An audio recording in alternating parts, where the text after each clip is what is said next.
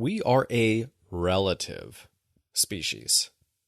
By that, I mean we explain and understand our world by comparing and contrasting things relative to others. And it makes sense why we do this.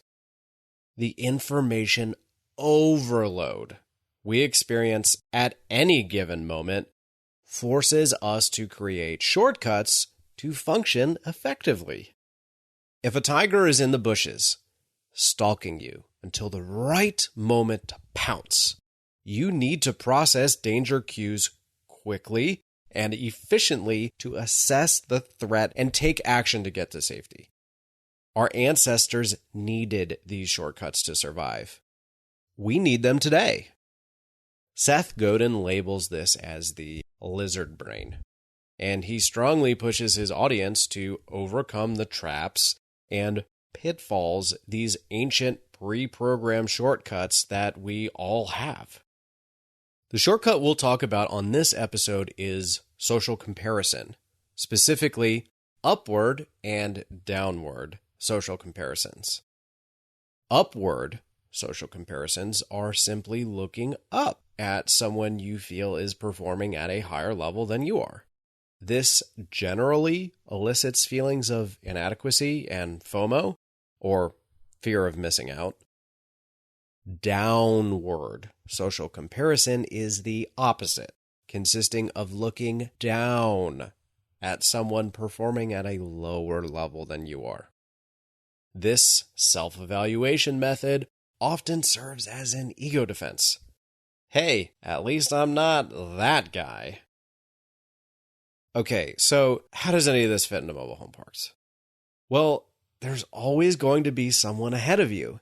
There's always going to be someone behind you, and you're always going to be tempted to compare yourself to both. So, on this episode, we'll focus on exposing the traps so you can avoid them. These traps include unfounded feelings of superiority, ego defense bolstering your faulty opinions, overly aggressive underwriting, inaction resulting in feelings of inadequacy, and chasing the wrong endgame. An example of unfounded feelings of superiority. Well, Marcy has more properties than I do, but she only got there by X, Y, and Z, which is unsustainable, so really my strategy is superior. Okay, how is that productive? Rather than marginalizing Marcy's strategy, instead, you could adopt what she's doing right and learn from what she's doing wrong. We all, to a certain degree, want to feel like we are performing superior to others. It's human nature. But don't let that prevent you from learning and improving your game. Ego defense bolstering your faulty opinions.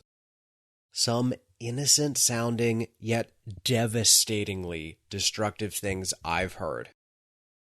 If I was young like you, I'd be all over this opportunity. He's buying X type of properties, and I don't want to be like that. I have X obligation, so I can't make the sacrifices that such and such made. Marginalizing the accomplishments of others only serves to make you feel better in the moment. That's it.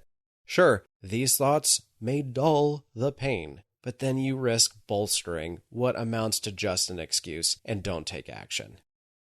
Overly aggressive underwriting should be self-explanatory, yet I see it seemingly every day. In my opinion, the gist of what makes Warren Buffett so successful is his patience, his overcoming his own psychology, and, of course, his ungodly amount of reading and research. I've never heard Warren Buffett directly mention FOMO, but if he did, I'd bet he'd say he became successful by overcoming FOMO, not because of rushing to place capital to avoid feeling FOMO. Inaction due to feelings of inadequacy. Heavy social media consumption correlates strongly to depression. This is likely because people overshare their highlight reels, but omit the less sexy struggles they face daily.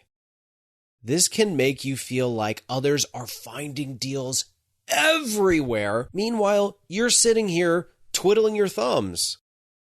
Don't let others' highlight reels allow you to talk yourself out of trying. Chasing the wrong end game.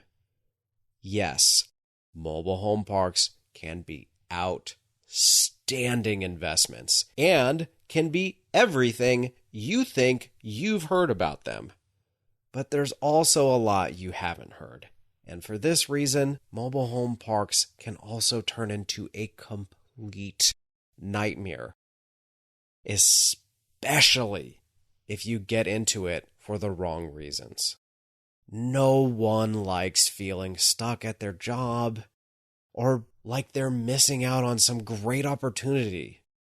But chasing a dream for the wrong reasons can be like going 1,000,000 miles an hour in the wrong direction.